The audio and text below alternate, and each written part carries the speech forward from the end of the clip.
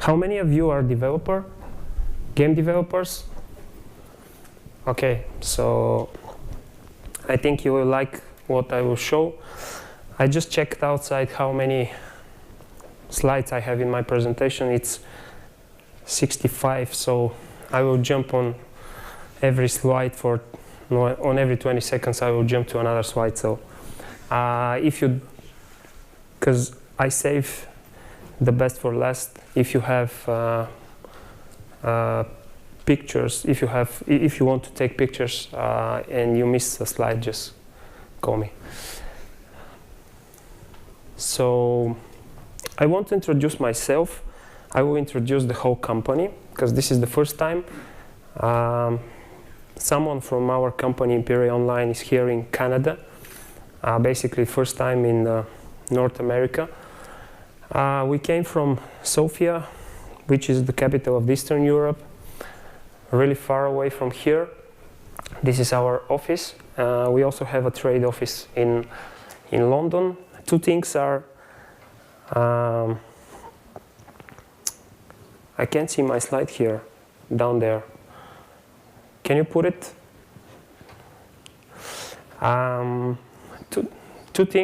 Three things actually describe our company the best. We're self-sustaining from day one. We never took investments, and we are independent and flexible. This is my colleagues. Right now we are 185 employees, and 70% of them are in development. So we are a company that have maybe one of the biggest R&D departments. So this is our company timeline. We start in 2005. A lot of stuff going on, but I won't stop here because the time is so short. A lot of new platforms for us: Steam, Apple TV, Xbox. I will show you how we did this trick in 2011, and from 1.4 million we jumped to 4.6 million in the revenue, and how we doubled the company in its size.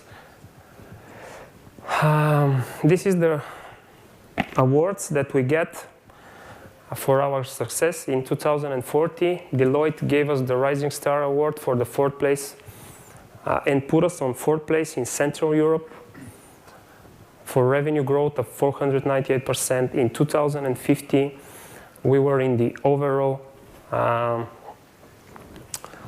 classification of the companies in Central Europe, so we took the 14th place with the revenue growth of 592%.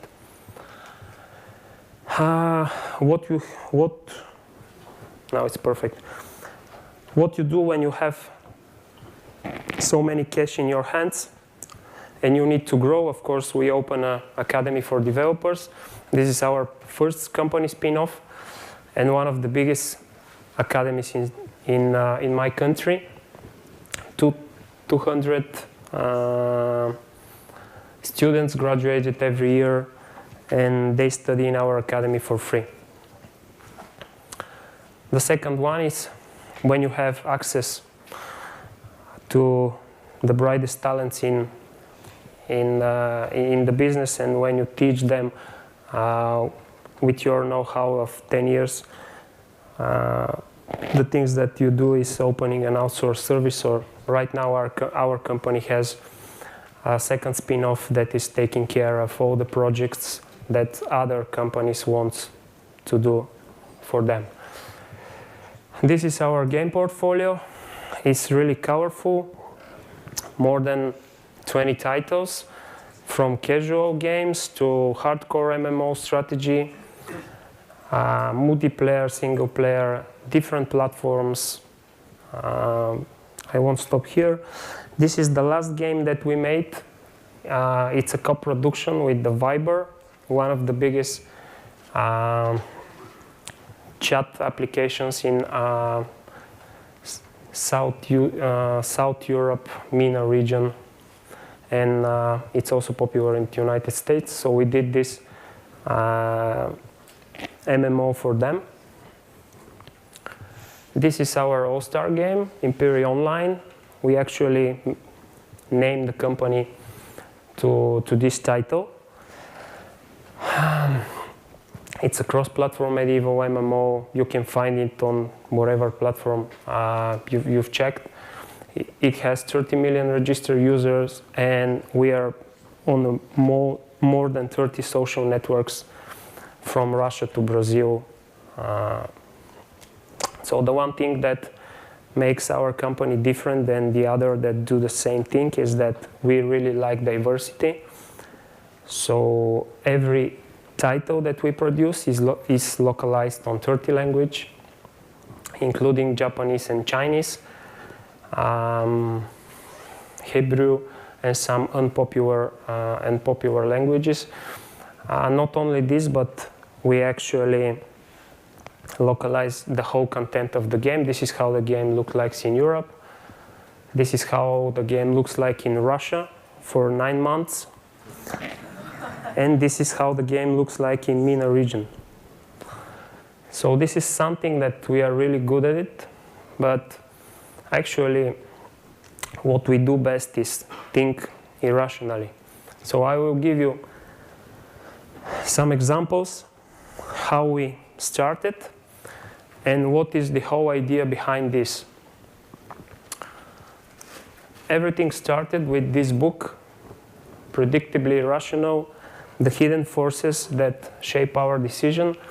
The author is Dan Ariely. It's a Duke University professor for psychology and behavior economics. My personal advice is check his books, his TED Talks. Everything that I'm going to tell you today is taken directly from his theory. So, I will try to summarize it in one sentence. The idea is that we're not perfect. Our brain cannot make decisions if there is 2 or 3 things to compare. And basically, people are really easy to fool, and we can say stupid. So let's start with an optical illusions.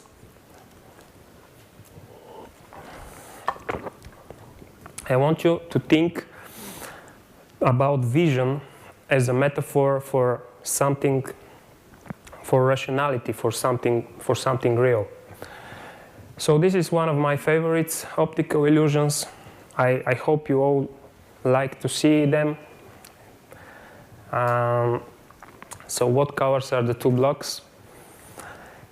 If I ask now, you will say the A is dark, the B is light. But if I remove the surrounding content, you can see that A and B are identical. I will do it again. So take a look at now.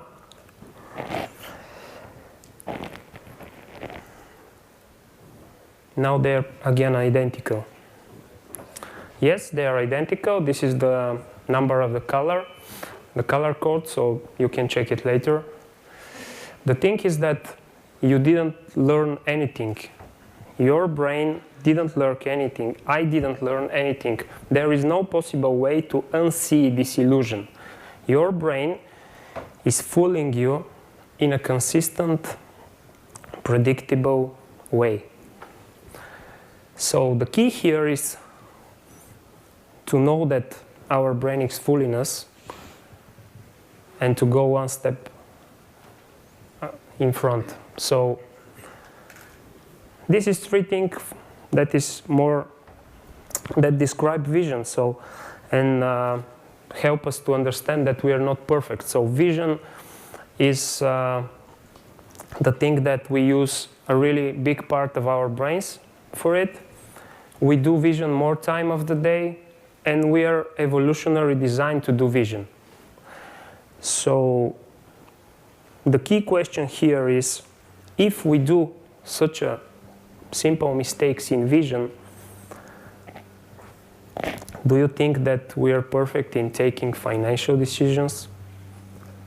Because we don't have a special brain for the special part of the brain for financial decisions. We don't make much financial decisions. Our daily routine, and of course we are not evolutionary designed to make decisions, financial decisions. So the good thing about optical illusion is that it's easy to demonstrate. You have something that fools us, like the surrounding elements of those two blocks, but when you remove, it's easy to show that this is actually an illusion and you have mistakes.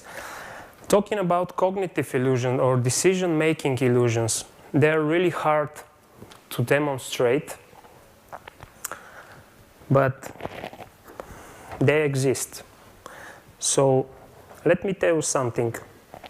Imagine if I offer you a weekend in Rome, all-inclusive, everything paid, transport, food, tickets for theater and art, or I offer you a weekend in Paris.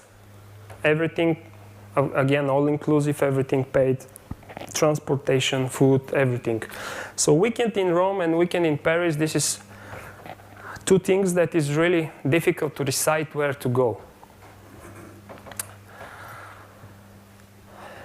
But what about if we have a third option? For example, weekend in Rome, all-inclusive, weekend in Paris, all-inclusive, or having your car stolen. Yeah, so this doesn't change, this doesn't help in the situation. But what if we put an option that is more relevant to what we want you to choose? So if we put an options like weekend in Rome, but without breakfast. So you need to pay only for your breakfast. Everything is all-inclusive, transportation, tickets, everything. So it happens that in this case, let me check the next slide. It happens that in this case, people are start liking weekend in Rome all-inclusive because they can compare it with the third options that we had. And this is not all. The offer to Rome, it's more superior even to the offer for one weekend in Paris. So this is the result that the guys from the Duke University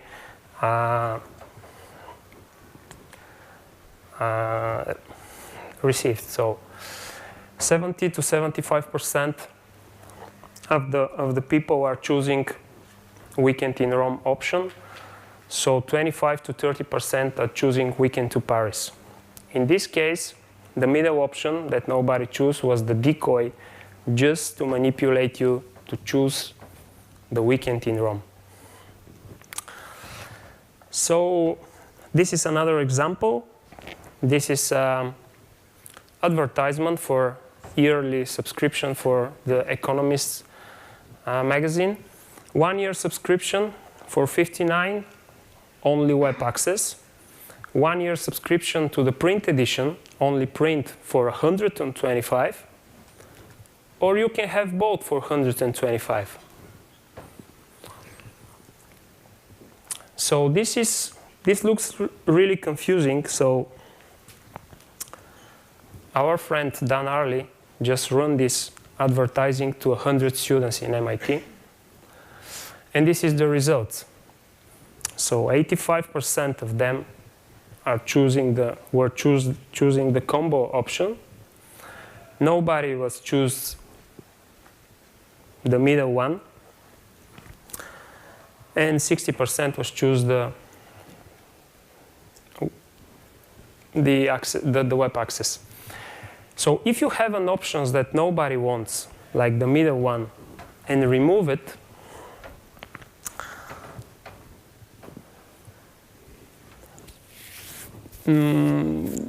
yeah, if you have an options that nobody wants, you can freely remove it and nothing's going to change. But let's see if we present this offer to another 100 students, what's changed? So this time, the least popular became the most popular, and the most popular became the least popular. So in this case, the middle option wasn't useless in the sense that nobody wanted. The middle option was put there just to put you in your head a price anchor that the print copy cost 125. So in this case, the middle option was, as I wanted to say, the decoy option. The effect of the decoy option is 43% increase of the revenue. So after we checked this theory and after we saw these examples, we actually decided to change our payment page and to start making money out of it. This was our basic payment screen. It looks like everybody else. 5 euro, 10 euro, 20, 40, 100, 200, 400 euro. Yeah, it's normal. We're talking about hardcore MMO games, so 400 euro is something that people are oftenly buying. So in the first packages, there are no bonuses. In the third package, there are only resource bonus. Then from fourth to the end, you have like 10, 20, 30, 40%. It looks perfectly set screen. So, but we wanted to force people to choose the screen that we want. So we put labels. What was the effect of these labels? So of course, best offer is the more expensive. And we wanted to put the 40 euro label most popular. This is our own decision. It's fake, of course. Yeah. It's normal to do fake stuff on this screen. So this was the result, 11% increase in the revenue. Oh my God. So we weren't happy about it, and we decided to create our first irrational offer. But how to create a decoy offer when people are used to see all the 6 options that they have? So we decided to keep the first 4 and to double the resources, to double the diamonds in the last one, but to keep the same price. The effect? 355% increase according to the base screen that I show in the beginning. So 2 things. We didn't have enough space, so we remove the 400 euro option, and we start questioning: are we losing money from removing this option because we have 2 for 200? And we decided to do this. We became greedy. So we removed the 40 euro option, and we put 100, 200, and 400 as a decoy. So now for 400 euros, you have two caskets, and again double the diamonds. It looks perfect, right? The result wasn't so good because the amount of money, like 400 euro, is something big, and people weren't able to buy it so often as 200 euro. There was countries with transaction limits and so on, so this was the result. But the worst thing wasn't this. The worst thing was that we had an inflation in our hard currency because we were on constant promotion. We were selling our diamonds basically on half price because we multiply the diamonds, multiply the resources, everything. So it was really bad. After the first month, the results was really bad and all the statistics wasn't working anymore. So how we fix it? The only difference is the 2 caskets that we gave in this offer. We gave the same amount of virtual currency, of hard currency, as the previous one. So the only difference was here. Is it working? Yes. Again, 310% revenue increase versus base. Can I borrow 5 minutes?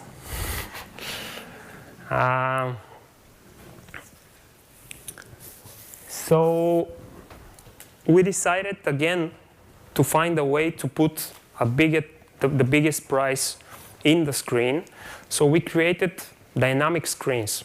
So every player sees a different screen. So if you're a whale and if you spend already 200 in the game, we remove the 40 and you see the irrational offer, the decoy offer as we call it, for 400 euro.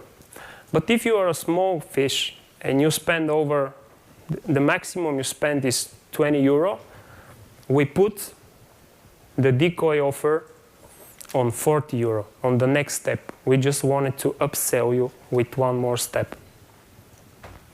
The result of this screen, up and down, 390% revenue increase versus the base, and this time there is no side effects. So we were happy about the results, but we have one question, not question, but we have one problem. Not all of the people were seeing the payment screen. So what we did is we gave our gifts only on payment screen. Wherever game you play, wherever task you finish, wherever quest you finish or login we gave a lot of rewards. We gave it on this screen. So right now 100% of our active players see these offers. The result is even better, 425% revenue increase versus the base. And this was our final solution. This was my first ending screen. I have even more tricks, but have no time, so send me an email and I will send you the presentation. There are a lot of improvements that actually there are additional 10 slides after this. So no time for questions, but I will be here for the 2 days. So if you want to ask me something or if you want to have the presentation with the exact numbers and examples, just drop me a line and you will have it. Thank you for your time.